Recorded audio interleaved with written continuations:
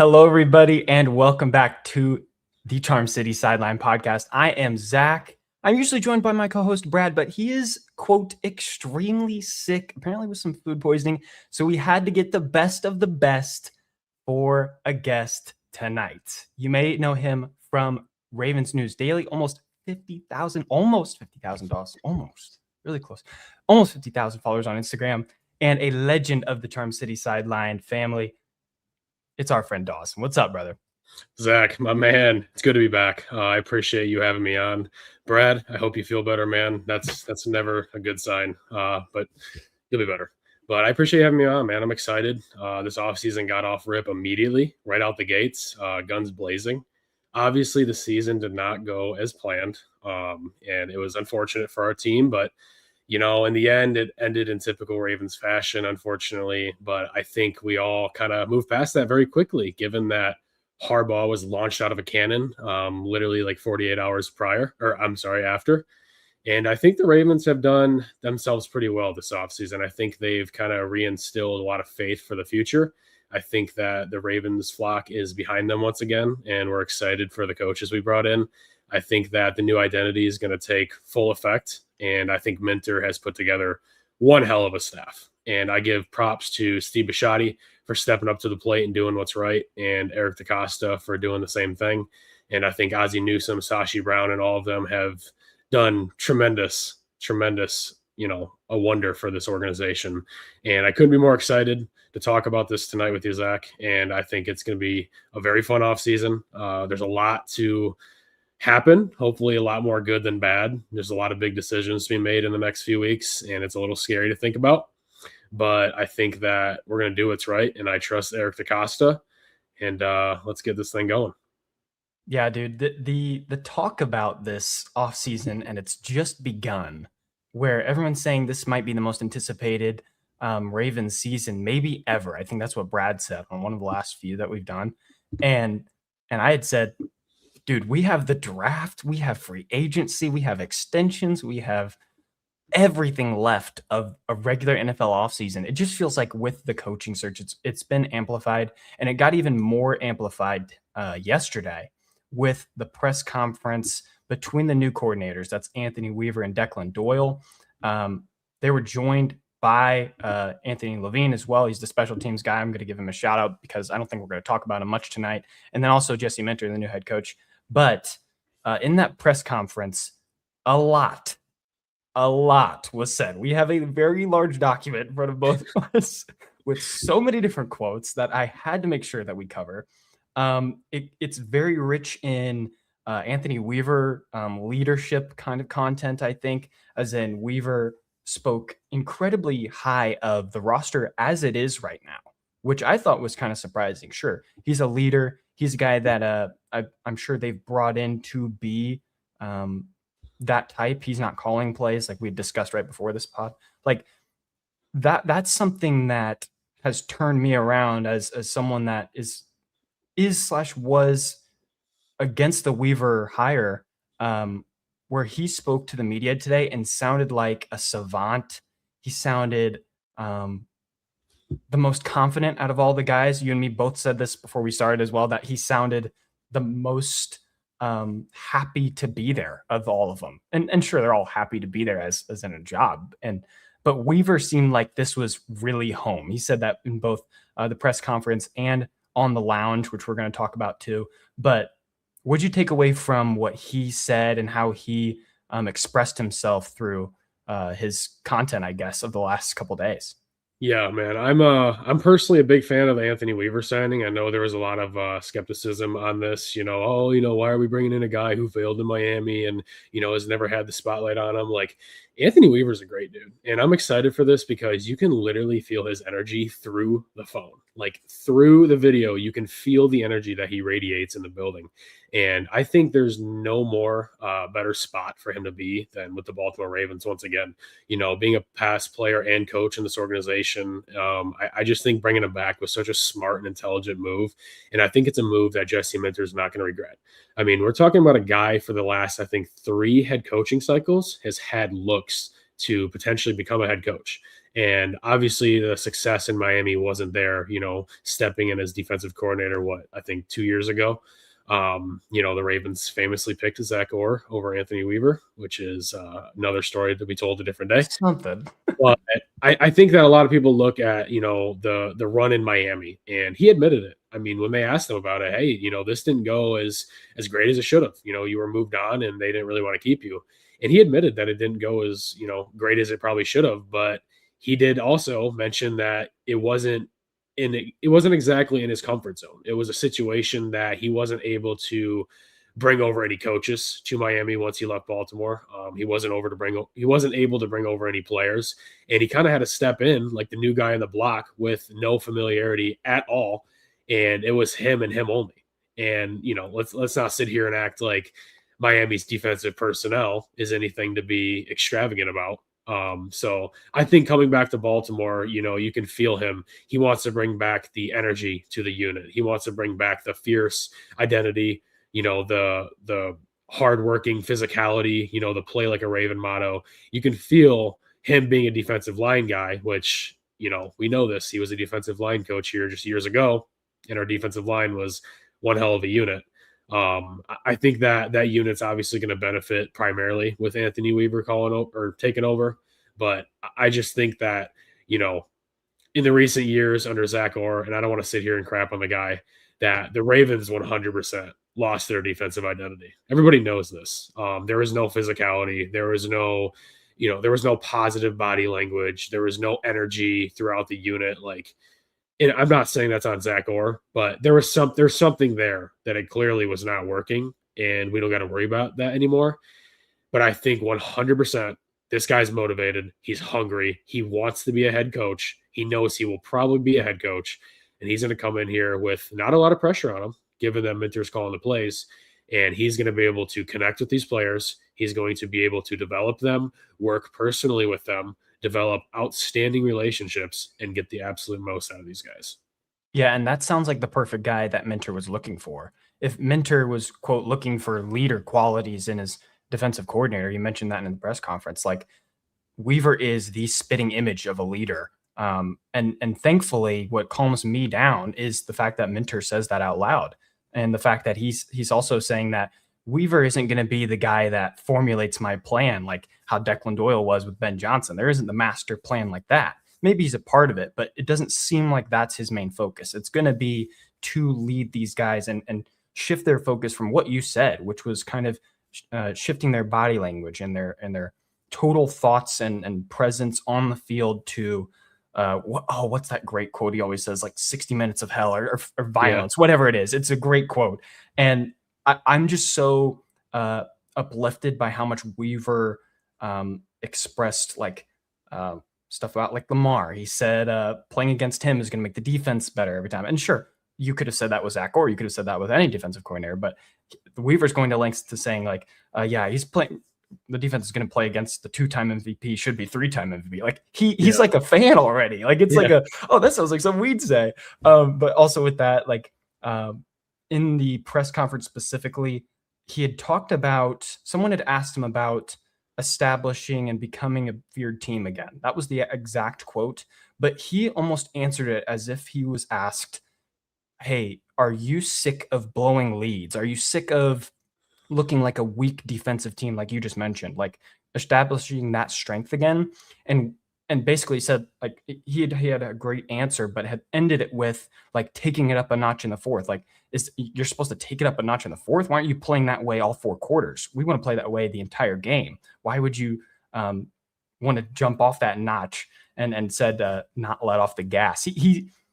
His energy just gave me a little 180 on how I felt about him going into it, because it's infectious. So having him in the locker room with a team that is sick with this thought of, hey, we blow leads. Hey, we can't win in the playoffs. We can't win the big game. That not only the offense has, but the defense is sick with it too. Can Weaver be a part of the shift of mindset focus in changing that?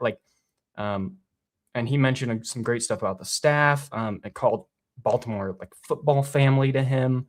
Like, everything he was saying today was preaching to my choir. Like, it was the definition of what I wanted to hear from him. Like, we'll talk about Doyle in a bit here, but Weaver A+ nailed this this small little media tour that I'm calling the press conference and the lounge interview. I think it was perfect. Yeah, I agree. And the quote was, "All of our problems can be solved through violence." That's what Oh, he said at the podium down in Miami. And, like I said, all the, whatever you want to call it around there, but that's what he said. And that's the energy and personality that he brings. And he said when, 2 days ago in this press conference, I'm sorry, yesterday in this press conference, he literally said that, the question was as far as like, what do you want your opponents to, how do you want them to view the Ravens defense going into the week? And he said, I want them to know that they're getting 60 minutes of hell. That's what he said he wants the Ravens defense to be viewed as. He knows that these guys are coming in and they're going to beat the crap out of you and be yeah. physical, and you don't want to play them. And afterwards, you're going to feel like you ran into a brick wall. So he brings an infectious personality. It's the familiarity with him already being in the building before is a big component to why I wanted him. And you could see it. He went up to the podium and you had reporters out in the reporter pool asking questions. And he was like, "Oh, I know you. Like, I know your name already. You don't got to introduce me." Like, he goes, "Hey, good seeing you. Nice seeing you." And it's like, it's awesome. Like, everyone's excited for the energy to be back, to have a guy that you can look forward to leading this unit. And I think you nailed it on the head. I think it's all around. I don't consider it a boom or bust hire. I don't look at it to the importance of he better be good or this is gonna be a fail, because at the end of the day, we know we hired Jesse Minter, who is a defensive mastermind, and he's going to call the plays. So no matter what happens, Minter will be able to kind of mask their weaknesses if there is any. And I'm not saying there's going to be any. I'm just saying that it's different than if we hired this guy as the play caller defensive coordinator. And it was kind of cool. A lot of the questions were, "Oh, you didn't get a head coaching gig. How do you feel about that? Now you're They were like, settling as a non-play calling defensive coordinator." And he literally said, "I don't view this job as a consolation prize. I'm the defensive coordinator of the Baltimore Ravens, and I view that as the number one DC job in the NFL." That's what Anthony Weaver said. So he's not, settling. He's not bummed out to take this job. He said he was more than happy to come back. He wanted to be here. Obviously, every coach wants to be a head coach. Obviously, you're going to pursue that opportunity over anything else, no matter if it's yeah. the best coordinator job in the NFL. You're going to pursue the head coach. That's why Todd Monken is the head coach in Cleveland. But he's excited to be here. He knows what's at stake. He knows there's no room for error. He knows you can't, you got to hit the ground running immediately. There's a championship standard in Baltimore. You have to have a top defense in the league, and your unit has to be, known by people that, hey, we don't want to play them. We don't want to be in front of them. That's a no good. So he knows what's at stake. I think the entire coaching staff has kind of radiated the same message, but in different, tones and wording. They've all kind of radiated this: we have to win right now. We know there's no room for error. We can't come in as a normal coaching staff, new regime, and take our time. We have to immediately compete for a Super Bowl and win games right away. So I couldn't be more thrilled. Of course, I'm sitting here saying this now, between the defensive coordinator hire, it was oh, can we get Jim Leonard? But, he went to Buffalo to call plays, of course. Oh, can we get Anthony Weaver? And there was a lot of names floated out there, but this is a guy I think all around checks tons of boxes for this unit's leader. And I think it was a very smart move. And I think it's a payoff dividends. I think this situation is going to work out much better than it did in Miami. I sure hope so. Like, Miami seemed like a dumpster fire, and in that answer that he has with just talking about violence and playing that way as a team, you could see him compared to this light in him in these press conferences. Compared to that clip seems like I'm not going to say a dark time and think of something like awful for him, but as in a coach, that seemed like the lowest point for him in a long time, given the team not successful. The defense was honestly not that bad. They had some guys they pay a lot of money to and do get pretty good efficiency out of, but like the team was falling apart thoroughly. And he was up at the podium, I'm sure being asked a rough question at that time, maybe after an awful loss, whatever. And he answers just as bluntly as possible. We've just got to answer it with violence. And if that's the lowest point for the Ravens, take earlier this year, when you're down, 1-5? Yeah. I want a coach that has that mentality where he's like, if the only way we're out of this darkness right now is through a full switch and getting violent with the opposing teams. That sounds like a great mentality when the other two guys, as in Minter and Doyle, seem to have their head on a swivel like nobody else. They seem a little like off by a little bit, as in that's a great thing because they are so wired with the game. But I do want to end this Weaver part with it's a little sour of a note, because Weaver, in both the lounge and in the press conference, alluded to the significance of losing Matabike in the Ravens and their down year. And he also kind of used that in a positive tone, where it was like someone would ask him, hey, how do you think you can change this defense around? And he said, well, I know how big of a deal it was to lose Matabike. He worked with him. He had that incredible year, I believe, with Weaver on staff, which, leads to the Ravens giving him that extension in the first place. So, like, there's a question that I'm going to put towards you, Dawson. Like, if we do get Matabike back, I think it's, unthinkable. Like, we're in heaven. We're so pumped up. But if you don't get Matabike back, and yet Weaver is still addressing the room, the edge room specifically, as in guys that can compete, does it worry you at all that we might go into the season with not too much more help, maybe a veteran addition? I always talk about Jadeveon Clowney's significance with Weaver because he's had his best years with him. Like, do you think that the Ravens might not address it to the level that I think fans want us to address it? So obviously, Matabike's leaving, it sucked. It really hurt this team to a detrimental level, and it's ultimately easily a reason that this team plummeted through the season. I do think obviously they know the need is there. Yeah. If he doesn't play, unfortunately, and we're all wishing for the best for Matabike right now. There's a lot of uncertainty going on. He kind of flirted like a week or two ago on Twitter, or I'm sorry, X. Yeah. He was flirting around good news, and I don't know the context to that. I don't know why he would go on X and do that, knowing that this will all be football fans waiting for something. So I don't think that has anything to do outside of football. So I'm gonna jump on the high horse and hope that that's football news, which is incredible. I think there has to be an answer, and sometime in the near future. I don't think the Ravens can go through free agency and, albeit the draft, oh, hey, are you going to play or are you not going to play? I think they have to know concrete, kind of like, hey, is there a chance? What's the chances of you playing next year? Because if, they sit here and wait around and, they don't address it to a high level and they have a feeling he's going to play, and then here comes, July and he's like, I can't play. And then the Ravens didn't address it and we're screwed. And I do like that Weaver. I heard him say Travis Jones' name a lot. He's a big fan of Travis Jones, and he obviously got paid last season. Yeah. He is a beast in the middle. Thank God for him, because if we didn't have him, our defensive line would have been absolutely horrific.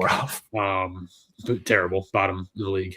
And thank God for him, and now it's kind of like you said, it's a bonus. I think that any logical Ravens fan has kind of already, unfortunately, written off Matabike coming back. So now it's kind of a bonus if he comes back. It'd almost be like an addition to the team. Like, oh, wow, look, we got this guy. Right. We just signed him.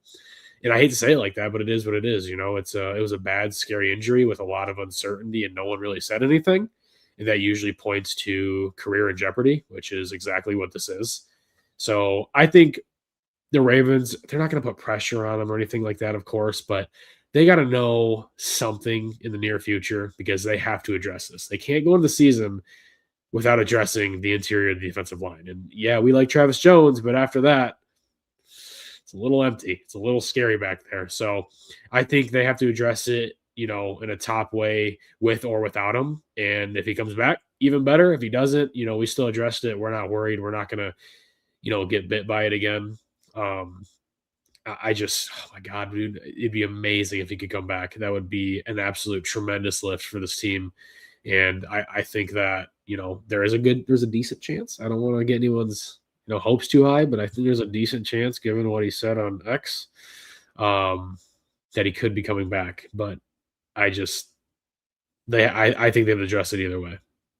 Yeah. And that's kind of my concern too. Like, I'm comparing it to like the Lamar Jackson extension. We need money for free agency pretty badly. And that includes to get Linderbaum, whoever we want. Us fans, we have pretty high hopes for free agency this year. And getting the money for Lamar Jackson extension is probably priority number one. But for me, priority number two is getting any sign if Matabike can be back.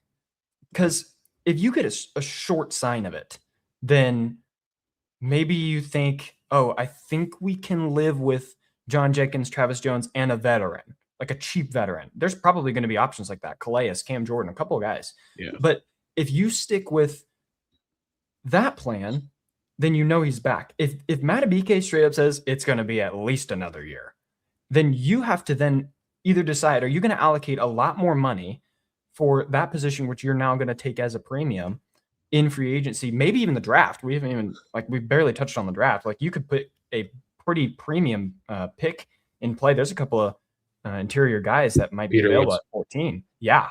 So guys that might be available in the first round, you would consider taking at that point. But I'm really nervous about that situation. I'm still pretty nervous about a Lamar Jackson extension, but I would say right behind it is a weird feeling about Matabike, an unsettling feeling. We got Kwame and Chris in the chat. What's up, y'all? Appreciate you coming through. If you guys haven't already, like the video, subscribe if you are new. We got Dawson with us today, one of our favorite people here at Charm City Sideline. Ravens News Daily on Instagram. His link is in the description if you'd like to go check him out. Okay, guys, I'm so close. Yeah, so close. We got to get him there. And next on the talk about list is about the other side of the football. We talked a lot about Weaver and Minter, but now we get to talk about Declan Doyle. He was on the lounge and the press conference as well. Great questions and great answers from Doyle. Like, this is going to sound negative towards Weaver. Weaver didn't beat around the bush a little, but he had great answers about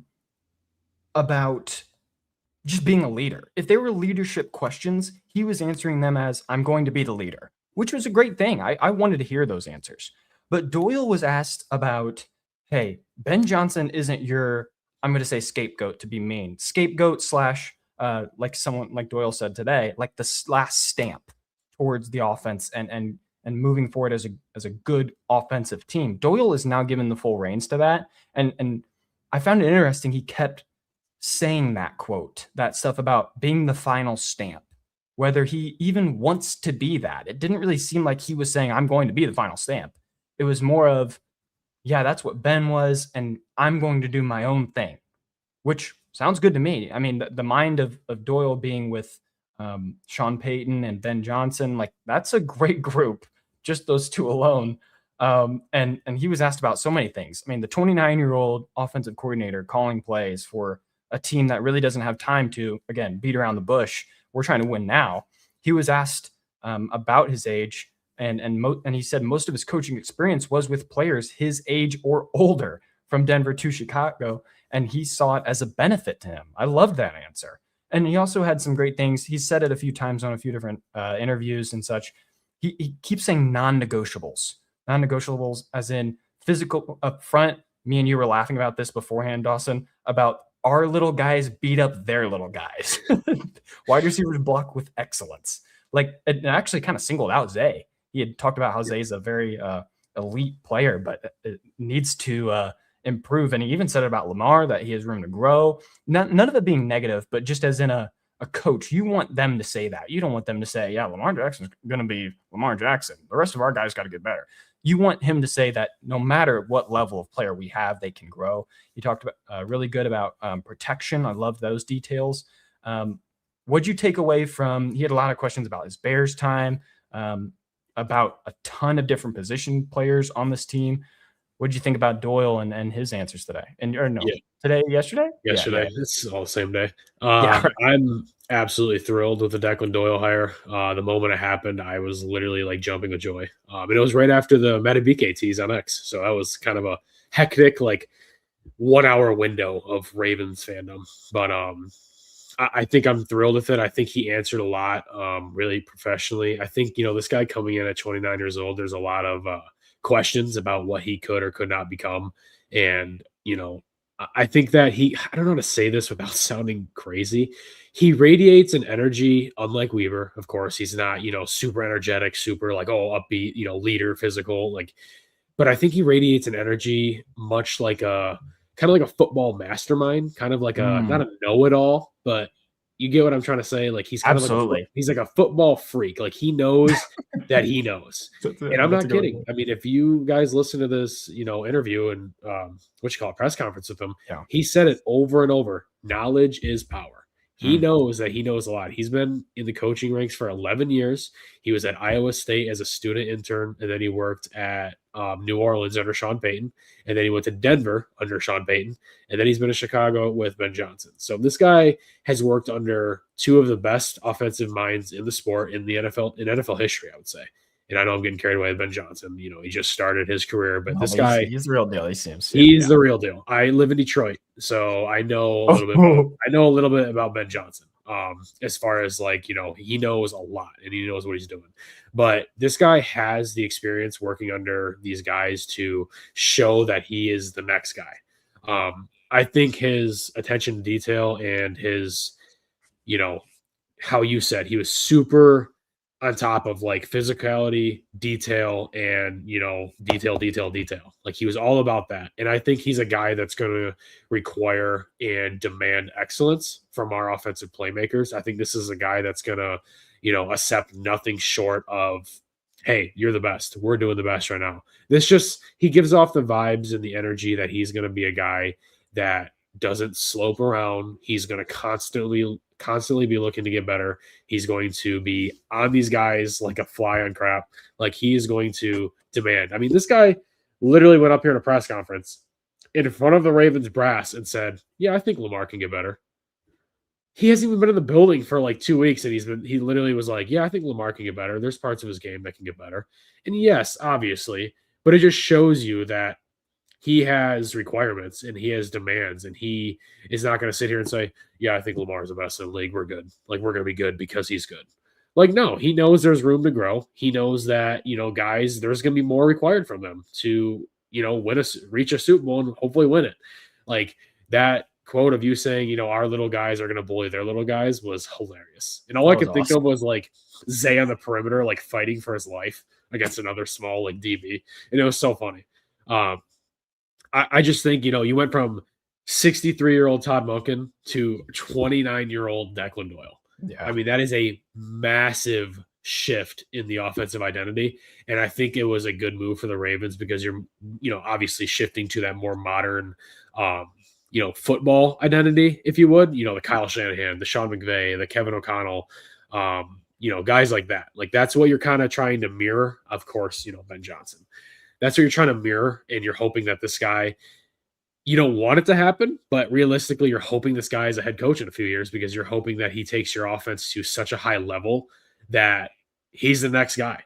And I think that, him being 29, there's concerns, but I think that he was really on top of, I believe this helps me connect with my players better. He goes, there's never been, a lot of players in the room where I was where they were older than me.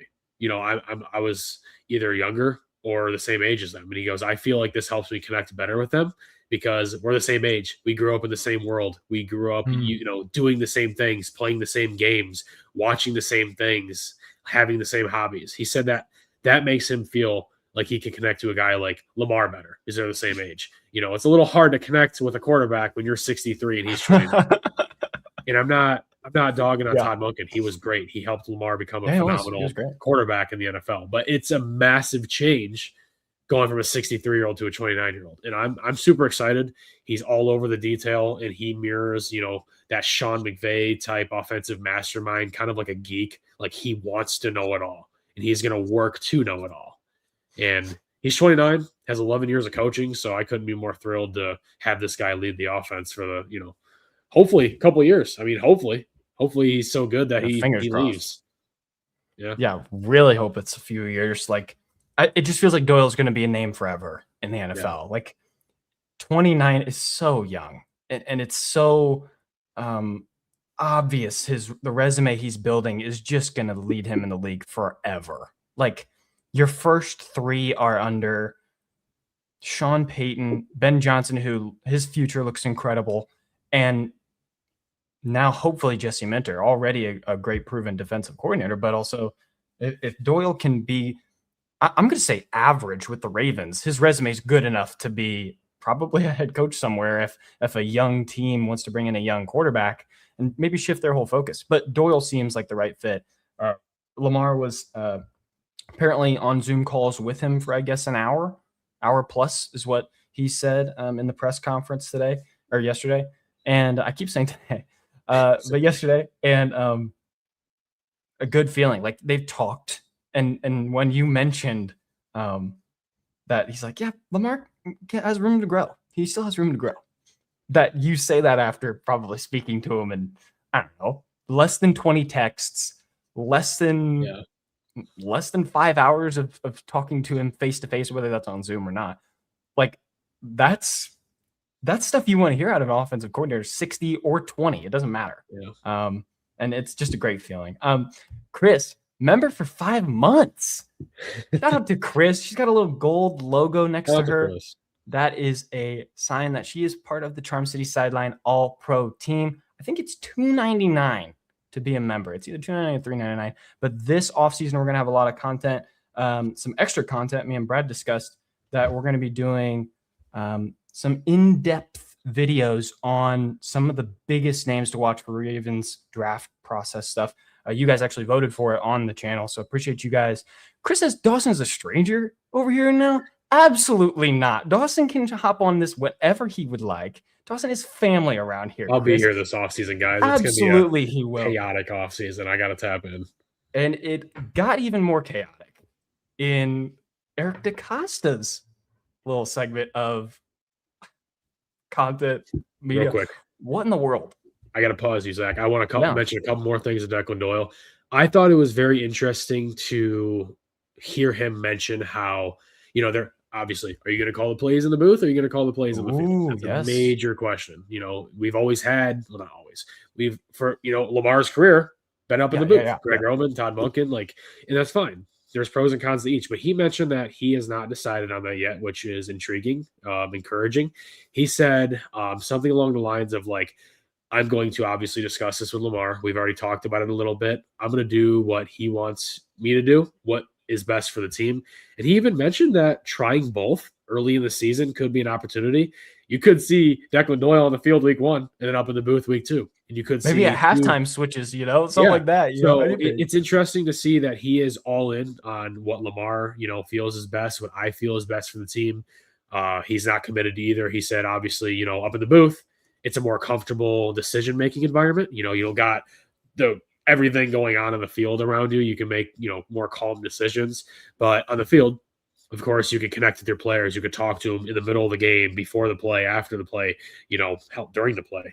So there's pros and cons to each. He is going to weigh both of them, and I'm excited. I personally don't care. I trust him and all the other guys to make a decision what's best for the team. If they feel that him being in the booth, then that's what it is. I don't have a, I don't have a specific one I'm looking for either way. But I thought that was interesting because most guys, at the time when you ask them, they'll be like, oh, booth, or oh, I'm gonna be in the field. So he's all about, universally weighing his options and, testing the waters of both. I thought that was interesting. It's not super important, but it is, it's something interesting, intriguing to see. Yeah, and I'm glad you stopped me because I did want to mention one thing about Doyle, that he was asked about trick plays, how much the Bears ran them, and how intrigued / how much are you going to be using them? I don't know why you would even answer that question, but he said that it just takes a lot of detail and repetition to get those plays down. But I did walk away with a quote that said that we need to take advantage of trick plays. Maybe that's this season. Maybe it's next. Maybe it's week 1. Maybe it's week 17, whatever. But I think we will see some trickery this year. You've got good guys to do it. We've seen Derrick Henry do jump passes. We've seen James Prochet throw a guy, but he's no longer on the team. We've seen guys on the Ravens participate in trick plays, but never really successfully. So hopefully this year Doyle can flip that script. Yeah, that's interesting because, with like a modern NFL style offensive coordinator, play caller, you're going to see that. Like, Yeah, again, no you shade. should. You're not going to see Todd Monken dial up a trick play. Mm-mm. Okay, I can't say that because he did in Cleveland with Mark Andrews, little tush push and then around. Oh yeah, But it's like, that's the only one we've ever seen. And it worked. It was great. I'm not hating on it. It was amazing. It's probably what got him an extension, but we're not going to talk about that until later. maybe. But I mean, you're gonna definitely see a lot more creativity. He emphasized that, and I think that's something that just we quite frankly haven't had coming from the play caller with Lamar in his career. And I think another interesting thing was he mentioned that with Lamar and with what we're going to do on offense, defenses have to cover 2 plays, not one. They have to cover 2 Ooh. plays. They have to cover and maintain the the scripted play that's called with the offensive coordinator. Hey, we're going to run this. And then with the elusive, Lamar Jackson, the defenses also have to cover that play. When the play breaks down and it doesn't work like it was called, and Lamar rolls out and he's doing all the trickery and stuff like that, they got to defend that play. So he's like, this is a perfect situation for creativity because you have a guy that allows to keep the defenses like on their heels. Like, we don't know what's happening. You got the young, elusive, creative play caller in Declan Doyle working with a monstrosity of playmakers on offense who can do amazing things. That's why it's like a match made in heaven. It's not like Declan Doyle's coming over here to coach, a Joe Flacco or a Jared Goff. Like he's got the most elusive quarterback of all time, the best dual threat to ever play in the NFL, and I'll stand on that. And you got a guy like that, and the ceiling for that is astronomical, and I think it's going to be so exciting to see how this relationship builds and how it develops. And I think all the guys, I hope all the players are excited as we are because, man, it's going to be awesome. Yeah, it's some exciting times for the offensive group. That I wouldn't say I was expecting a hire like that as an OC too. Like we've talked about it on here, everyone's discussed it since it's happened, but like Doyle, a 29-year-old, that just doesn't feel like the right fit at the time. Like at the time that we're in right now, where it's win mode, and to take the chance and say we're making this risk because we think his mind is that great, working under extraordinary coaches and hopefully able to connect, being a connector, as Minter kept saying. Like if he can get to Lamar to form a bond and like any quarterback play caller relationship Lamar has seen so far, we're in for a treat. It's going to be something special. But I did want to talk about probably the most intriguing form of media that came from all of this that we wanted to talk about. And that's Eric DeCosta. He was on the Inner Circle podcast that's run by, I forgot his first name or his last name, but a guy named Zach. Aaron Donald is the main focus. Shout out to them. They had Eric DeCosta on. They talked about how their roots go back a long time. It's a relationship that they had met DeCosta through like the draft or combine, some kind of a scouting opportunity, and that basically DeCosta wanted nothing to do with them, but still they were the only people that would talk to each other. So they decided to become friends, and the relationship just built from there. But besides the background, there was some great things to discuss because, Dawson, we don't have your opinion on this yet. There was a quote, offensively, the pieces are there from DeCosta. I did not like that. He mentioned, and I quote, tight end like Andrews, running backs, Zay, Bateman, and of course address the offensive line. That seems to be the biggest question. And he had said, we got 2 great tackles. We've got some work to do on Tyler Linderbaum's contract. We strongly hope to have him back. And possibly the most intriguing quote from it, which is we have to augment the guard position. The definition of augment is to make something greater by adding to it or increasing. That might just mean, drafting the position that we're kind of used to with the guard spot. But he had mentioned Emory Jones as a guy that they believe will come in and win a spot. That's kind of all I had as in things that we have to acknowledge from. He didn't really answer much about the defensive side, but offensively, a lot of hints at what direction they're going to be going for the offseason. You can start anywhere on that list, but where were you most intrigued from his answers on that pod? So anyone who hasn't listened to this podcast, I highly recommend doing it. It was It great. was actually kind of funny. It was like a funny but like informative podcast. So Inner Circle podcast, look it up on Spotify or the internet with Eric DeCosta. It's their most recent episode. It was kind of funny because he was talking about like, way back when he was just a young gun in the organization and he would be given $100 from the coach at the time or somebody in the front office to basically go get an oil change in his car or like go get lunch. It was kind of funny. He was just talking about as a young gun to now, from an intern, now he's the general manager. So it was a funny listen. Go listen to it. You'll hear a lot of history of DeCosta and how he truly got to where this was. He mentioned how he knew 12 years prior to Ozzie Newsome stepping down that he was going to be the next general manager. That's Steve insane. Bisciotti told Eric DeCosta 12 years prior that he was going to be the next general manager of the Baltimore Ravens. So yes, that was also crazy. So go watch it. Anyways, I don't want to get off topic. Watch it. You'll know everything. It's amazing. It's hilarious.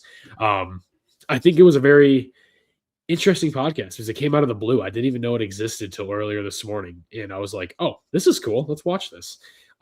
He did talk a lot about the offense. He didn't talk a ton about the defense, but he did admit like losing Matabike is obviously detrimental. And that's why our defense, took a major hit. But he did mention all the pieces are there. You got guys returning. You got Nate Wiggins. You got Marlon Humphrey. You got Roquan Smith. You have Malachi Starks, Kyle Hamilton. The list goes, Travis Jones. The list goes on and on. He did mention that he feels the core of the defense is still there, and it's going to be good. And given, the new regime coming in, he quoted, I think he said defensive mastermind or something, defensive specialist, I'm sorry, about Jesse Minter. He said that this unit's 100% going to bounce back, and he has all the faith in the world that they're going to do everything they can to supply, the guys to make this unit feared once again and be a Ravens defense because it hasn't been in recent years. But as far as offense, he talked a little bit in depth, but not in depth on the O-line. He mentioned that the pieces are there. He mentioned that they feel strongly about the two tackles, Ronnie Stanley and Mr. Roger Rosengarten. He feels that they're going to have good seasons and kind of bounce back. He feels that he's very confident in those guys leading, those positions moving forward. And he said, Tyler Linderbaum, great young center, and we're going to do everything we can to get him back. That's what Eric DeCosta said. He said that they really want him back and they're doing everything they can, but he knows that the market, obviously, he's going to reset the market. He's going to be the highest paid center. He knows that. So it's going to be tricky to get this guy to not even sniff free agency because most of the time those guys want to because they know what's on the other side.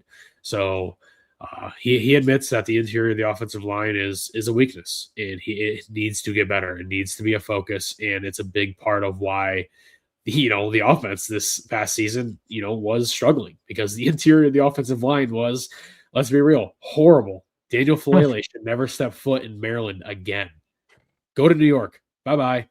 Andrew Voorhees, also not good, but he mentioned that he feels good about the young guards, Andrew Voorhees and Emory Jones. And is it Corey Bullock? There's another guy in that room. I think it's Maybe Corey Bullock. Bullock. He's like a center or a guard kind of guy. So I'm sure he's talking about him as well, but he feels strongly about those guys and taking a big step next season. And I'm not going to sit here and say like, oh, that can't happen. Like Emory Jones, of course, underneath Harbaugh, didn't get much playing time, which is crazy. And in the little playing time he did have, he played pretty well. Emory Jones kind of showed that, hey, we can be that guy. And Eric DeCosta did use his name. He said, Emory Jones is a guy we drafted. We want to fill that spot, and we feel that he's going to come in and win a guard spot. So that was encouraging. I was really happy with that answer, to be honest with you, because I think we're all pretty high on Emory Jones. He was a third-round pick out of LSU literally last year. So I think that is a guy that could easily be left or right guard, this next season. And for Eric DeCosta to literally say that is pretty telling.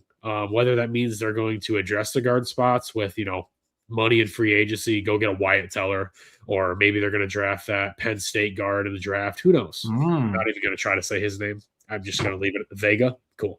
It didn't sound like a guy that was, not that he's going to, reveal anything about draft, but it didn't sound like a guy that was bent on addressing the guard in a huge manner this offseason. It sounded just like a classic Eric DeCosta general manager move, like draft and develop. Like these guys are going to step in and they're going to take a step forward to being the starting guards. He did mention that he was one of the guys on the podcast. I don't know their names. I forget. Other than I know, Aaron I feel Donald, I bad. don't know the other two guys or whatever. One of them joked about free agency, and DeCosta like literally straight up was like, "Yeah, we're not a free agent team. Like we're not known to address free agency with big Yeah. money. Like we're not the spenders that other teams are. We're a team that's bent on draft and develop." That's what DeCosta said. He said, "We're a draft and develop team, and we're all for paying these guys on their second contract." Hint, hint, maybe Tyler Linderbaum, hopefully. So that was pretty telling. So it doesn't sound like the Ravens are going to go out and just from what we heard, like go out and spend big on a guard or, anything in free agency crazy. They do spend. Like the Ravens do make free agent moves, but we know they're not usually the big moves. They're not going to go out there and sign like a Trey Hendrickson, which, I wish they would. But for him to say that on a podcast literally less than 24 hours ago, it kind of shows that this offseason might not be like a huge spending, free agency pool. But I think he said a lot of interesting things. Hey, the pieces are there. We got to develop them, and we got to do, what's right for them, and we got to give them the opportunity. And I'm not going to sit here and say he was taking shots at Harbaugh or anything. But he literally name dropped Emory Jones. Like this guy needs more playing time. This guy needs to get a chance to be a starter. So we all know that story, how it ended. But he believes pieces are there. So we're gonna see how he surrounds him this offseason, what he does. And I think he knows that the standard is, hey, this has to be better. And I like the transparency with that, with the Jones part. Like before last season, I think personally, I'm going to speak from just my point of view. I felt comfortable with the offensive line. Now, yes, it could have been better. I would have loved for it to be better. I mean, we had you on, and we were talking about Tyler Booker all the time. We wanted, first round draft capital. We wanted paying guys in free agency. We're happy to do that again. But I think you can say pretty confidently that one of the guard spots is, no matter what, going to be up to Emory Jones, Voorhees, maybe Bullock, and probably a guy that you draft. Yep. Besides that, we don't totally have the idea. I think we know for a fact, though, that now that he has said that if we don't get the right price with the right guy, maybe that's a teller, maybe that's the draft pick, whatever it might be, that he could be comfortable with a Jones and Voorhees starting group. Yep. That's what I took away from it as in an all in all. So before we continue with that, Mad Rasta gave us a little super chat. Appreciate you, Mad Rasta. But you want to take it a step back. Mad Rasta mentioned, don't love the Doyle OTA talk. It's condescending and now national news talking point. It's CBA violation. Oh, yeah. I will say the pretty bow on top of this is that it is voluntary. Like that part that he was talking about, obviously as an offensive coordinator, a new offensive coordinator, he's hardly even met, I bet, 75% of the offense, if even, probably way more. Like he wants to get everyone he can in the building, which that's what I took from it. But I do totally get the condescending nature of that quote too. Like that's what me and Dawson were almost iterating at, like how he doesn't really have the super, what's the word? Social kind of side to him where it's like, say the really right thing to make everyone happy.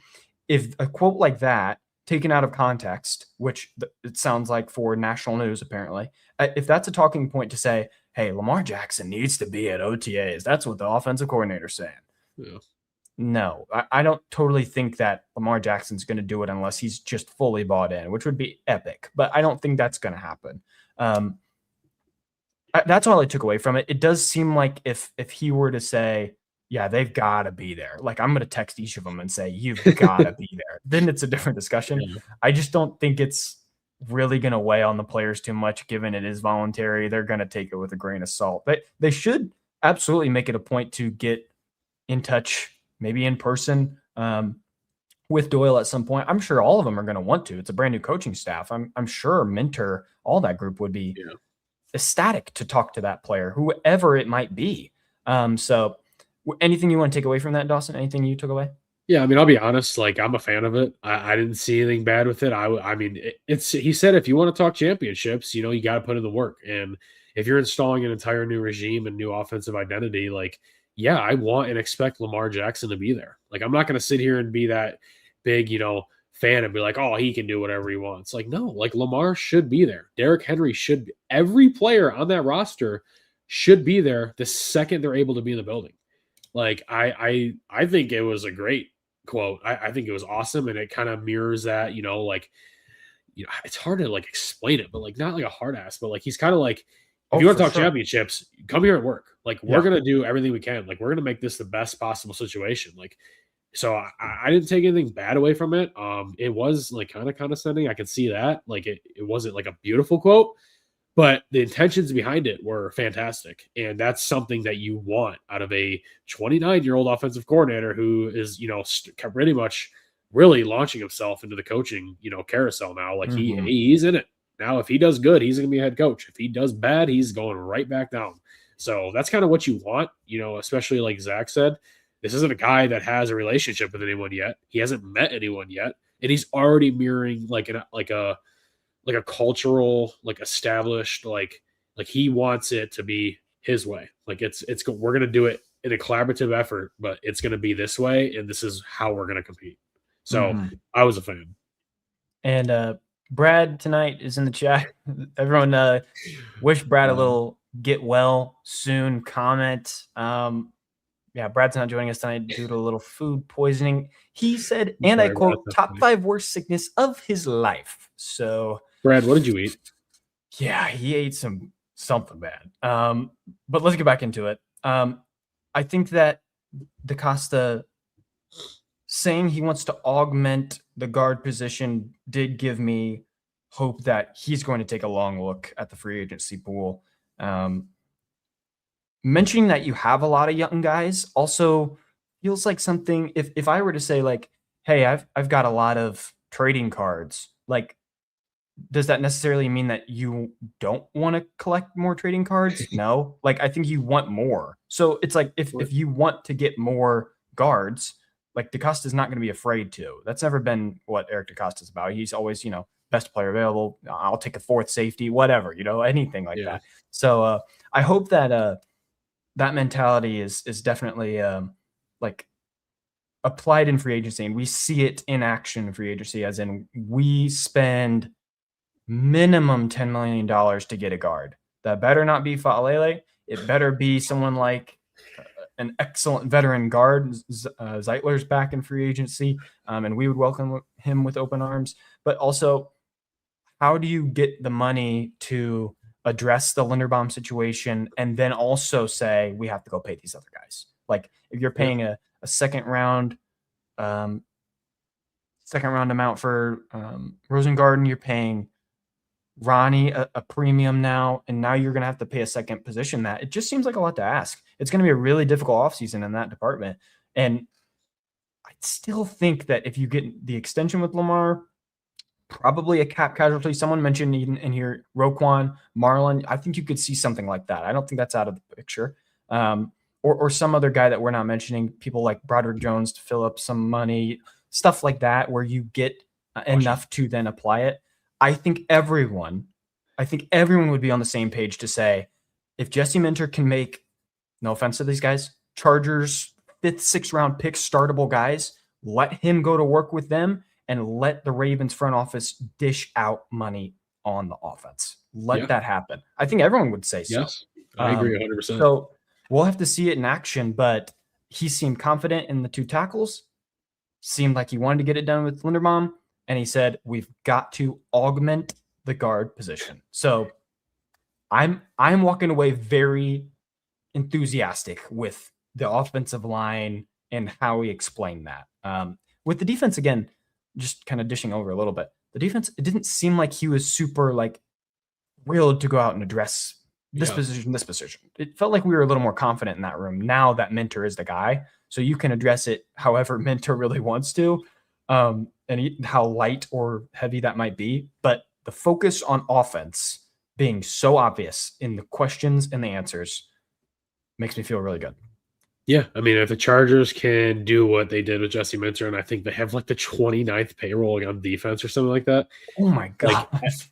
might have to fact check me, but they have like a really Something low, bad though. Yeah, yeah, something like their low. personnel is not close to what the Ravens spend for their personnel as far as draft pick compensation and Mm. payroll. So yeah, I'm confident in the defense. Obviously you got to address some stuff, but like Teddy Buchanan hopefully comes back healthy. Him and Rowe in the middle, I'm confident in. I'm confident in the outside corners, and honestly, people can say what they want. Marlon Humphrey, I'm confident in bouncing back with defense led by somebody other than Zach Orr. I don't think Zach Orr exactly put our guys in the right situation the majority of the time, unfortunately. And I think that you're going to see, and I said this on Instagram the other day, you're going to see a lot of guys play much better defense than they have the previous 2 years. I think you're going to see a lot of guys kind of break out once again or kind of recertify themselves as a top tier defender, given that they're now with a much better play caller and a much better defensive, got like defensive coordinator, defensive guys. So a couple things though, real quick, back to what you said prior to the defense. I think the absolute doomsday scenario would be the Ravens to go into training camp and have 2 guard spots up for grabs between 4 guys. I think that is a horrific scenario, and I think that is absolutely number one, cannot happen going into the new season. I think that you have to, kind of like you said, you have to address one of them, know that you have something there, and then the other one, draft other free agent, compete from within. I don't care. You might not even need to draft. Yeah, you could just take those young guys. Yeah, like go get a Wyatt Teller or go get one of the other cheaper free agents, a guy that's good and is gonna lock down one of the guard spots, whether it's long term or short term. You're kind of in a Super Bowl window right now with Derrick Henry and these other guys in their prime. You kind of have to maximize that. So lock down one and have the other be a competition. Don't have both as an open competition. That's a horrible scenario. And so help me God, if I ever see a notification of the Ravens extended Filele, I'm gone. I'm going far, far away, and I'm not going to resurface. I'm gone. Page is getting sold. I'm never going to appear ever again. I'm gone. Dude, I saw his spot track values at 2 years, 21 million. Like, what are we doing? You're going to pay this dude 10 million a season? Are we kidding? Dude, if we do that, we have gone full. Oh, wow. If I see a team pay Daniel Filele 10 million a season, I'm done. It's over. Unbelievable. And it's funny because there's so much talk going on with Isaiah Likely right now. Like, the debate between Mark or Isaiah, and then to say like you're going to pay someone like Falele after creating as much discourse as you have with Mark, basically picking Mark over Likely. Yeah, we'll get more into that in a second. But I think one last notable thing that Eric DeCosta said on this pod, whether it was yesterday or earlier today, whatever it was, he said as far as the draft, we're a draft team. We draft and develop, pay second contracts. We don't really focus a lot on free agency. I think an important thing was he said the 3 main characteristics, what they look for in a draft prospect is character, of course, be a good person, durability, availability. They want guys who play, not guys who are hurt, not guys who have a previous injury, history. You can all look at the David Ajabo pick, but he didn't have an injury history here at Michigan. He had a blown Achilles, I think, at the pro day, I think it was. So it's not like, they picked him knowing that, hey, this guy gets injured a lot. So they look for, availability and durability, good characters, and they look at, the last one was absorbing the game. Guys who can process football, can absorb it, can learn it, develop it, remember it. Guys who have a high football IQ. So I thought that was pretty encouraging. I mean, that's not something obviously we didn't know. Obviously they're looking for good guys who can actually play. But it was interesting to hear, the actual general manager say that. And he was talking about the process of like, hey, we bring these guys in for a pre-draft interview, and we're literally like on the spot in the facility, like kind of like mirroring a game setting, like, hey, we're going to do this and this. Like, what do you do? Like, they're kind of putting them on the spot to see how they can process the game of football and plays being called. So that was interesting. Obviously, they know what they're doing. Eric DeCosta is famously a pretty damn good drafter as a general manager. Nobody's going to hit on every pick, but for the most part, first round picks all pretty much hit. Like he's a good general manager as far as picking out from the weeds, getting his guy. So I thought was funny in that same interview, someone had commented, and that's how I noticed it, because I barely even skipped over it. The guy that is the main journalist had said like, "Oh yeah, DeCosta has drafted Joe Flacco and Lamar Jackson. He is excellent." I'm like, dude, Yeah. maybe go back to the drawing board, because It was he funny too. he was in the room where it happened. I'll give him credit. He might have been the guy that said, "Hey, actually, this is the guy," but I don't think he was the one to send to the draft card for either one. So it was funny too, because Aaron Donald's sitting in the room they're doing the podcast with. There's like 3 or 4 guys, and Aaron Donald's, sitting there, and they were joking about like, "Hey, do you remember back in 2014? Aaron Donald was coming in, out of college, and he was joking how Eric DeCosta remembers with Ozzie, they were, scouting and looking at Aaron Donald at the time coming out of, I think, Pittsburgh, and how he was kind of like an undersized defensive tackle, but he was like super athletic and fast, and he runs like a 4.7 40 or something like that at like 315 pounds." Eric DeCosta was mentioning like, yeah, we liked Donald coming out of Pittsburgh, but at the time we wanted big, like not so focused on the speed. We wanted big physical, like strong defensive tackles. That's when we had like Haloti Naha and guys like that. Like that's the kind of defensive tackle they wanted in 2014. Not a guy like Aaron Donald, but he obviously joked like, "Oh, if I could go back and make the pick again, of course I would pick Aaron Donald." But it was cool seeing him remember as a young guy, in the wings of Ozzie Newsome. He remembers like everything. It's crazy. Like that dude has so much knowledge. Unreal. You could probably name any prospect and he would be like, "Yeah, I remember we were sitting in the room with Ozzie." Like he like completely knew and remembered the whole like process of scouting Aaron Donald with Ozzie in 2014, 12 years ago. It's crazy. So that guy has a whole boat of knowledge, man. And it's just wild to see firsthand when you actually hear from them. Like that's why I encourage anybody to go watch this. It's a good listen. It was a great interview. I'll put it in the description eventually after this. Brandon has a great comment, because I've learned a few tidbits about this Isaiah Likely contract, or no, Isaiah Likely Mark Andrews situation that I mentioned before too. Like the debate is so interesting because Mark's contract after this year, if we were to trade / release him, that money that's at the end isn't very heavy, I'll say. So I don't know the exact number. I do know that it is very weird that the Ravens have seemed to just pick one side, but also said, "Hey, Mark, we're giving you kind of a earn it situation here, where we might decide not to have you around if a year later he's not who we've seen of at some point in the last 5 years, an elite tight end at some point." So Likely wants to be the number one guy, and that's not going to happen if he's the Ravens guy come this season. But it's just interesting that why include that in Mark's deal? Like, I think they had it with Derrick Henry too. So it's like hey, in case maybe Derrick gets injured, it really just doesn't work out the first year, we can let him go. I think that's incredibly valid. I don't know why the discussion to have Likely, if we were to say it, maybe you as a fan watching are saying, I would take Isaiah Likely and I would not sign the big ticket offensive lineman guy instead. Maybe we keep that group, see how well Doyle can use this group that he has now and keep Likely around. Maybe you say, hey, we'll talk about it in a bit, a little wide receiver situation, but maybe keep the group you have, sign a really cheap guy like Hollywood Brown, who really seems like he wants to be here, and sign Isaiah Likely. There's situations where it works out. It probably depends on how much Lamar wants him, probably the right price, because I feel like a team's going to pay him like a number one. But I am so weirded out that there's facts about Mark's contract that are coming out that say the Ravens could just decide to make a business decision if this year you see the same Mark Andrews as you have probably just last year, because the year before he had 10 touchdowns. Yeah, I think it's unfortunate. I think Isaiah Likely is sadly on his way out of Baltimore. I don't see a world where he's going to be returning as a Raven next season. He's going to get a lot of money from a team like Washington, Kansas City, or Tampa. Like, he's going to get a lot of money from a team, and he's going to be the focal point of their offense. And the worst thing in the world is going to be seeing Mark Andrews have 500 yards next year, and Isaiah Likely goes for 900 with 9 touchdowns. Maybe not 9, that's a lot, but it's unfortunate. He's been one of the biggest playmakers of this team for the last few years, undoubtedly, probably. I mean, I don't know. Is he the best pass catcher? I think this guy catches pretty much anything in his region. It's crazy.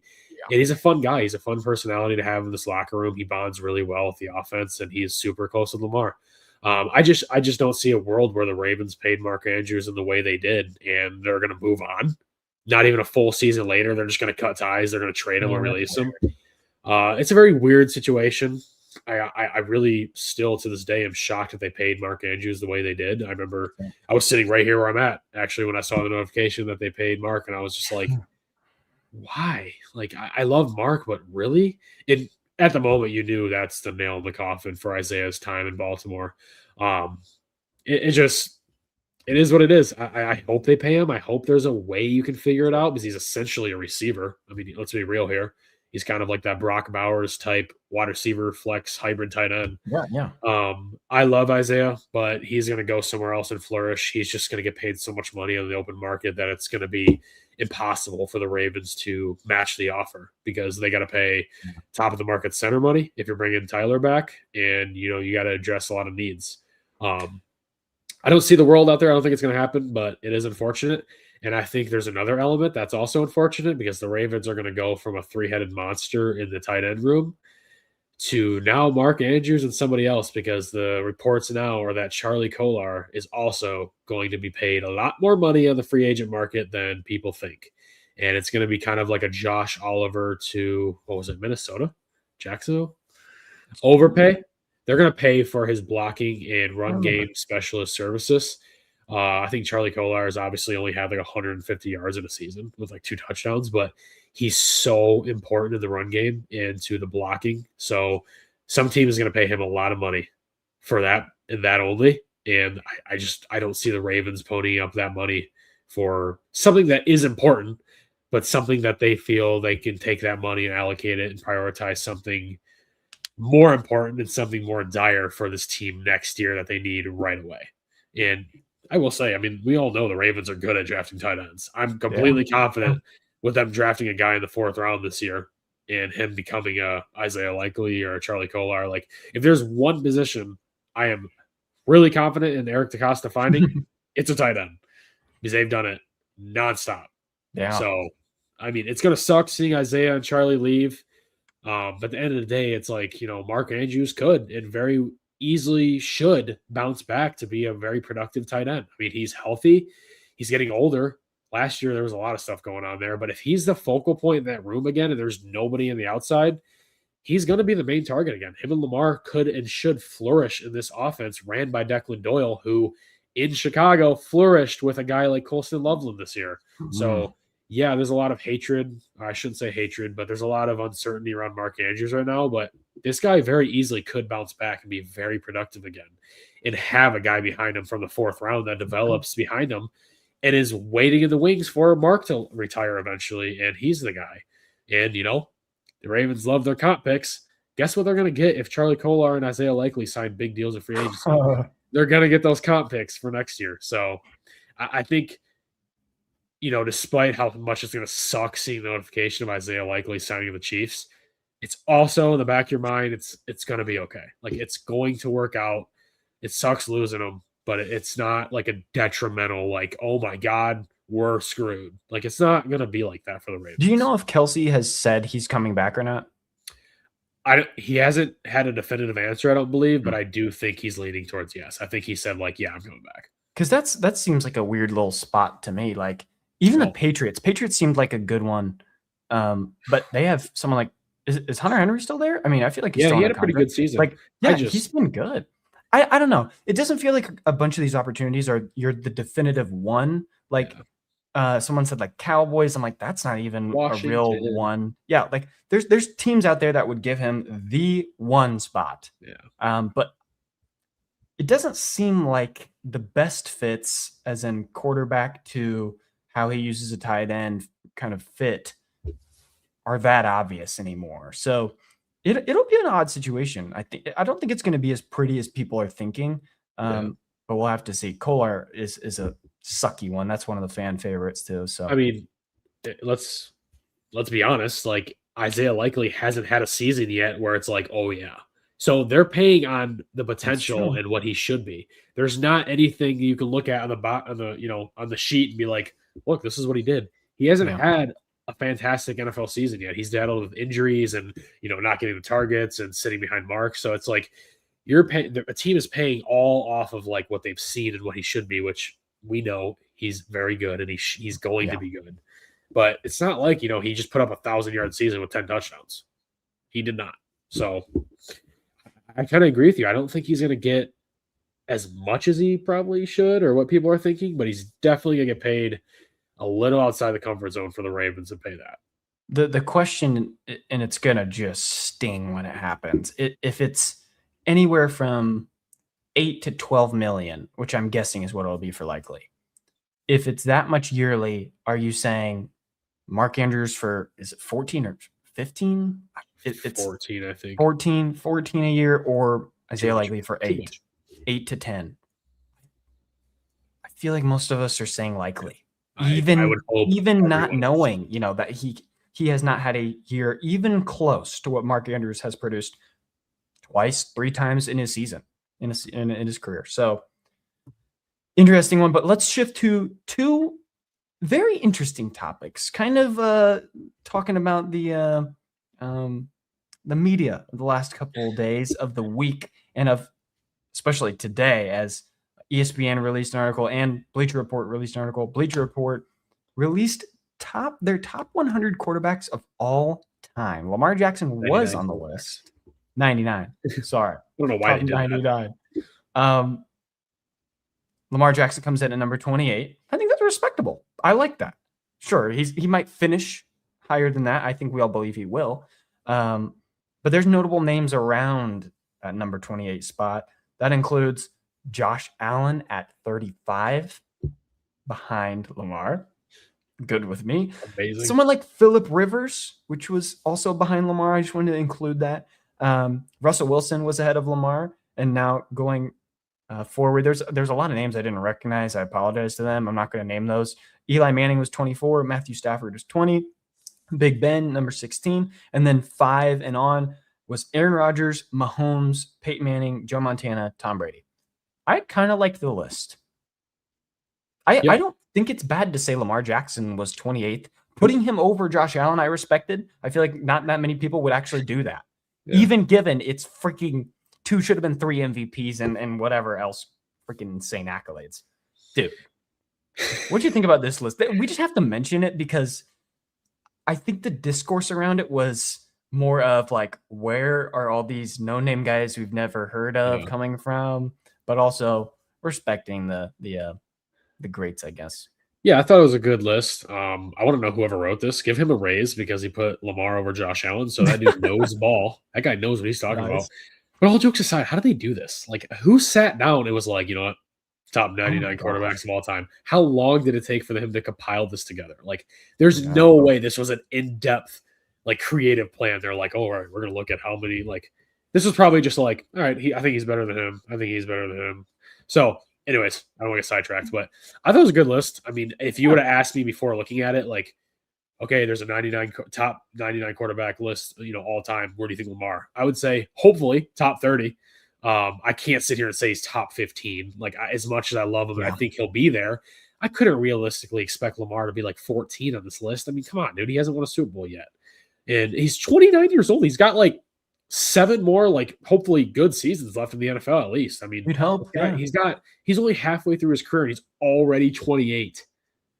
And he's over a guy like, I'm looking here, Phillip Rivers. I mean, obviously he's not he played so phenomenal, the best of all time quarterback, but it's like, that's a guy who's very good and known as one of the best quarterbacks of the last decade. I mean, dude, he was out here slinging them this year for Indy, which is crazy.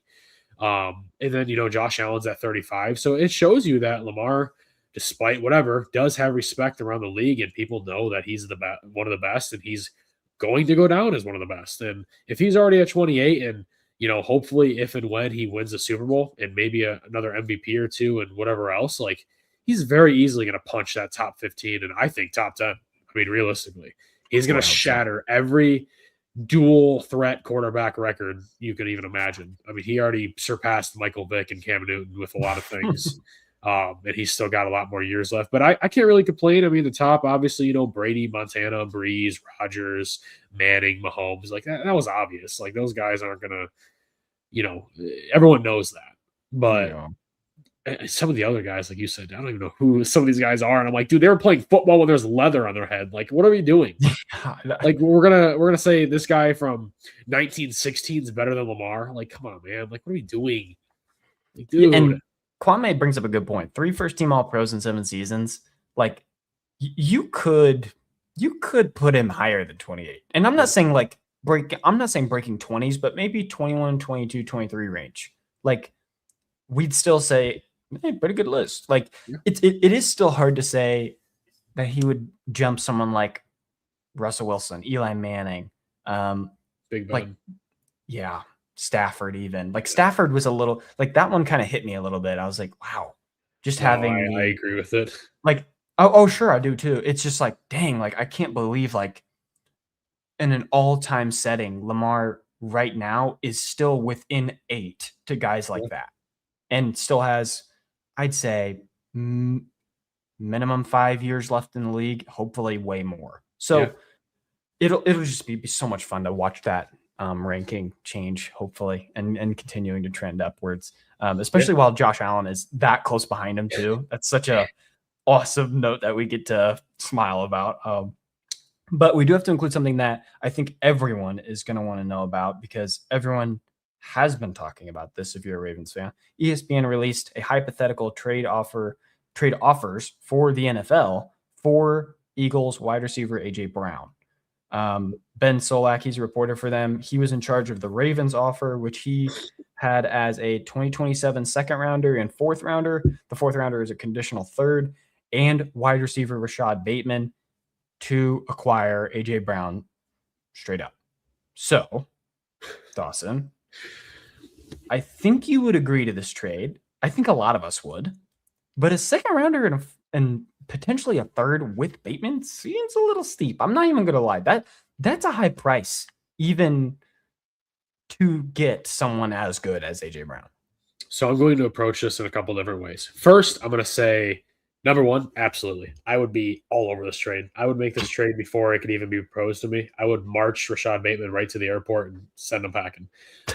I'm not a hater of Rashad Bateman. I just think that the antics are kind of annoying, and it's ironic because you're talking about AJ Brown on the other side. But I truly do think the AJ Brown stir-up in Philly is due to Nick Sirianni. There's been a lot of reports out of there with him and Jalen Hurts and their personalities not boding well, and egomaniacs and stuff like that. So I do think that AJ Brown would flourish elsewhere if he gets put into a good situation where he can win and be involved heavily. I would be all over this trade. Second round, fourth round pick for Rashad Bateman, and Rashad Bateman for AJ. And AJ is 28 years old. He's like the age of Lamar. I think he's like 28 or 29. So it's like, dude, that guy still has, especially receivers nowadays, in his kind of, how can I say it? Like his prototype of receiver, those typically, age pretty well. I mean, look at a guy like Mike Evans. But I think they age well, and I think that it would be a no-brainer. I mean, this is a guy who Derrick Henry's been flirting with all offseason. I mean, him and Derrick played in Tennessee. They have a great relationship. Derrick Henry's out here in Vegas on the Kay Adams show talking, hey, come to Baltimore. Come to Baltimore, AJ. I would be all over it. I don't think there's any question. I think it would undoubtedly make this offense just surreal. It'd take it to another height. It's a Super Bowl caliber receiver. It's a move that you make to win a championship, and you don't really look back. But the unfortunate other side to it is I don't think the Ravens would make this move. I don't think there's a chance Eric DeCosta would move on from a second and a fourth round pick and a first round receiver, Rashad Bateman. I don't think there's a chance Eric DeCosta would make that trade. He loves his mid-round picks, dude. Oh my God. But we have so many. We have so many draft picks. It's like, do we really need like 11 picks? No. So, I mean, he gave up a second-round pick before for Roquan, and that paid off, whether people want to admit it or not. I think, obviously you're not getting a 32-year-old Tyreek Hill or whatever, 31. You're getting a guy who's still in his prime, who's very good, complements Zay Flowers extremely well, championship pedigree, physicality, wants to win, vocal, might sound stupid to say, but leader kind of guy. Like, this is what AJ is. And I think that, pairing him with Lamar, a guy who he clearly respects, if you've ever heard him talk about it, and Derrick Henry, a guy who he has a great relationship with. I think this is a no-brainer championship level move, and I think the Ravens should sprint to the airport to pick up AJ Brown. I want AJ Brown. I think AJ Brown has the fire that you want in the wide receiver room. That was someone you kind of got that vibe with D-Hop, but it wasn't like an elite level of I don't want to sound mean, but like the elite wide receiver kind of mindset. Like they know they're better than everyone else. Yeah. To also show to someone like Zay. Zay is becoming that type of player. But also, how do you think about the future with the two of them? Do you have to pay Zay Flowers next season and also have AJ Brown? Are you becoming the Bengals with like an overabundance of money going to two freaking players? And how good would Zay be as a two? Like, I think he'd be excellent, but it also means that he doesn't get the ball as much, or maybe he flourishes with that. We don't know. I think that the money is the issue with this. I think the Ravens would entertain an offer. I think it's a steep price for what Solak said for us, but as in a deal we want, if the price was right, AJ Brown being a Raven sounds like a no-brainer. I think the players would say, if Derrick Henry is texting DeCosta, hey, if he's available, like for real, look into it. Or even Lamar. If Lamar says, hey, AJ reached out to me, he said he would love to become a Raven. Any sign of it that you could potentially pry him away from the Eagles for maybe just the third and it turns into a conditional second and Bateman. Maybe that's the right price. You never know. So we'll have to see. I think that was released today. So there's going to be a lot more talk as the offseason grows surrounding AJ. It doesn't feel like the most likely of trades, but we'll have to see. That would be, I think that would fit Doyle's mindset of wanting a wide receiver that's an elite pedigree. Someone like Rome and DJ Moore for the Bears last year. Like DJ Moore is a elite wide receiver. He didn't have a great year the last couple of years in Chicago, but beforehand he was an elite guy, and Rome Odunze turned into an elite wide receiver by the end of that time. So if we can turn AJ Brown, and maybe he has like 2 years left, maybe a year, I don't remember. But if you have 2 years left with him and have someone like Zay, hopefully for the long term, maybe he still is your long term, but you just have AJ for the time being to chase a championship, I don't think that's a bad decision at all. I actually do think it's possible. I think the Ravens making a significant trade is actually pretty possible, more possible than we think. If the money is the issue going into free agency times, like the only way to acquire what do they call them? Like a planet player. They said it so much today. I forgot. Planet player, game changer, game wrecker, whatever the term is. I think the easiest way to get that person is via trade. So with the plethora of picks you have, I think it's a definite possibility. We've talked about it before, like you and me, even you being on, you're like, hey, if you've got all these picks, you could freaking trade them if you'd like. But also we know DeCosta's not like that. I have a perfect example, and it's kind of funny, but I've always been the kind of guy that's like, if you're that close, push it in and go for it. Like, I am the guy that's like, I don't care. Push your chips in and go for it, because if you don't win the Super Bowl any season you don't win the Super Bowl is a lost season. There's no success if you don't win the Super Bowl. I'm a guy who's like, go for it if you're that close. Obviously, like if you're the Dolphins, you're not going for it. But you're the Ravens. Like, you can't tell me the Ravens right now can't make, a Max Crosby move, an AJ Brown move, trading up in the draft for Ruben Bain move. Like, there's not a move that they can't make that could easily push them and will them to a Super Bowl. So the example is I'm in 2 dynasty fantasy football leagues, right? And I've been in it for a few years now. My teams have been absolute garbage. I was never in a dynasty. My friends kind of peer pressured me into it. I got into it. I love it. My teams were garbage. I didn't know how to draft. I didn't know how to make moves. My teams were bottom of the barrel. Last year, I sat down with my friend. I read up on dynasty football for like a week. I'm like, dude, okay, I gotta like figure this out, because it's a little more intense than like a redraft. Oh yeah. I was like, screw it, I'm going all in. I had all these draft picks from all my players. I'm like, I'm going all in, dude. I don't care. I'm trading all these picks right now for players that I know what I'm getting. I went in both my leagues. I traded for Puka. I traded for Amon-Ra. I traded for Caleb Williams. I traded for Devon Achane. I traded for AJ Brown. I traded for all these star players. Now, both my teams, star-studded, top to bottom. Traded for Baker Mayfield. I'm not even lying to you. I won both my fantasy championships this year. Both. I won both of them. My teams last year didn't even make the playoffs. They were horrible. My roster was garbage. That sounds familiar. I traded all those picks for proven players. I won both my fantasy championships this year in my dynasty leagues. Went from boom to bang. Because I wasn't close, so probably a bad example, but you got to make bold moves. You have to make the moves because it helps. I'm sick of being passive and sitting, on your butt, not doing anything. You have to be bold. You have to make the moves. You have to do it. So I'm hoping the Ravens can mirror that, realize that one day. I love Eric DeCosta. I love the way they do things and operate, draft, develop, pay second contract, get bargains, free agents who make impacts, but go out, be bold, make the move, get AJ Brown and Max Crosby to Baltimore and go win it. Yeah, if they push the chips in, that's the obvious signal that they're going for it. But Brandon has a good comment too. Like that first round pick, 14, with what you got out of someone like Kyle Hamilton, I believe in the same spot, like you could get the answer to a championship run at that pick. Like a team might drop, a player might drop because just teams keep passing on for so-and-so reason. Maybe, who is it? Tyson out of Arizona State, like just kind of runs a crap 40, whatever it is.